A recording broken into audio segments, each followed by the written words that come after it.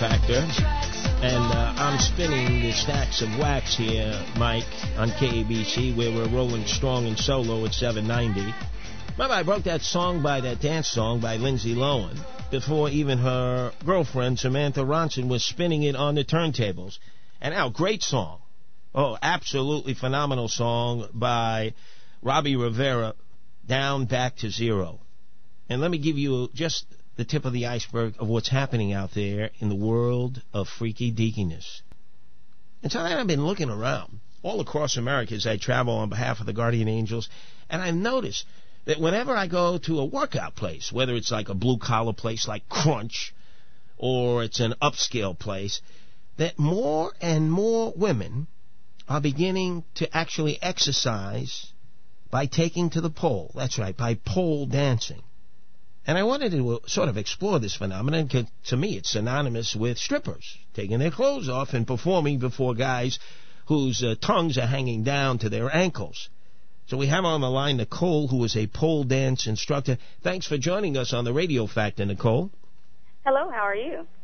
Oh, I'm doing quite well, but explain to me, why is pole dancing a better way to keep fit than, let's say, running or bicycling or doing other conventional exercises? Most women are afraid of the gym. They're afraid of bulking up. Doing pole dance allows you to still train your body. It allows you to tone up. I don't even lift weights anymore. I've been a personal trainer for 8 years. And now that I pole dance, I get a full body workout, and it's fun. Women don't want to be in the gym being looked at by men and, dealing with the sweaty atmosphere. So now to go into a private studio, which I have, you can learn how to pole dance. You can be sexy. You can gain confidence, and you can have something to take back home to your husband or your boyfriend. Now, do women ever take your classes in pole dancing with the idea of then turning it into like a career where they can then go out as an expert pole dancer and then perform as a stripper in a nearby club? No, not at all. I mean, I have your regular housewife. I have students. I have professionals, doctors, and I also have some actual exotic dancers as clients. But the average woman just wants to do it because it's fun. It's empowering. Their husbands and boyfriends have forever been going to strip clubs, and they're wondering why. So now they kind of want to figure out, well, what is it? Can I do it? So maybe he won't go to the club, and maybe he'll stay home with me. So an enticement to stay right in the domicile as opposed to go out with the boys. Exactly. All right. Now, you mentioned exotic dancing. That's a more upscale way of describing a stripper. Uh-huh. Do you believe, because there's a growing movement out there in the counterculture that says that stripping is an art form? Do you think it is? It is depending on how it's done. There are some strippers that you'll see and you'll look at it and you'll be like, that's the trashiest thing I've ever seen. But there are other strippers that you'll see, and there's other performances and cabaret shows where it's very sexy. It's artistic. They're actually dancing. They're not just shaking their behinds, but they're actually dancing. And they're doing these cool strength moves on the pole, almost like a circus act, but with dance. So it's very, very artistic. And the way that I dance is very classy. It's very beautiful. My clients love it. Well, there's no question. If you go to your website, you can see that you're sleek and trim, and you are definitely athletic. But I got to ask you, as an athlete, have you also ever worked as a stripper? I have never, ever worked as a stripper. I have no interest in it at all because it's a totally different atmosphere. Me dancing in my home or at my club has nothing to do with guys gawking at me and someone wanting to touch me. I don't want that. So for me, I wouldn't go to a strip club to dance. I would keep it at my studio. Okay. Now, why do you think, though, that as more and more women come into studios and pole dancing is offered, because obviously you can't ignore it when the pole is like right in the middle of the workout facility, why do you think more women are turning on to this form of exercise? Because, again, it's fun. They've been hearing about it for so long. Again, with the guys always wanting to see these strippers, they're wondering, well, what is it? Because most women don't attend a strip club, unless they're going with their boyfriend, but they're wondering, what is the big deal? And so to find out that they can actually do it, it's not as hard as it looks. I have women that are 200 pounds who get on this pole and actually do better than someone that's maybe 120 pounds. So to see that they can actually do it, they can be sexy, that's what's enticing them.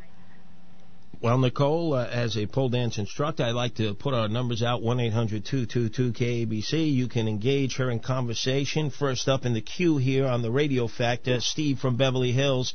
Thanks for joining us, Steve. Yeah, Nicole, do you actually think that men go to strip clubs and watch pole dancers through the art of pole dancing, and they're not home with their wives? Do you think it might have something to do with they want to see young women, beautiful young women, on stage showing their bodies? What do you think the real motive is? Come on. Again, women are beautiful. I mean, we have great bodies, and so, I'd rather look at a woman performing than a man performing. So men are going to see something. They want to see a nice body. And some of them have women that have nice bodies at home, but they're maybe not showing it. Maybe they're not being sexy anymore. So you think a man will go home to watch his wife do a pole dance, and that's what he's looking for, just someone to dance around a pole, has nothing to do with the fact that the woman he's watching on stage is maybe 22 years old and beautiful. Do you think that might have anything to do with it? Now, come on, Nicole. I do. There are a lot of pole dancers who don't look great as well. So. Now, what about though? You go to a strip club, and even though the owners and operators of strip club, many of them controlled by members of organized crime or owned outright by members of organized crime, claim that there are no acts of prostitution committed, and yet we see time and time again when these clubs are raided, the girls are performing everything from A to Z, taking you around the world in 80 seconds in their fishnet stockings. Yeah. A lot of them are going for that, too. They want somebody to rub their bodies on them. Somebody, a lot of men maybe can't get a beautiful woman, so they're going to the strip club to actually say, I had a beautiful woman laying up on me giving me a lap dance. So they may want to go for that. Now, I'm sure you've gotten feedback from husbands and boyfriends of the women that you teach pole dancing to. How happy have they become from having originally dog faces of doom and gloom?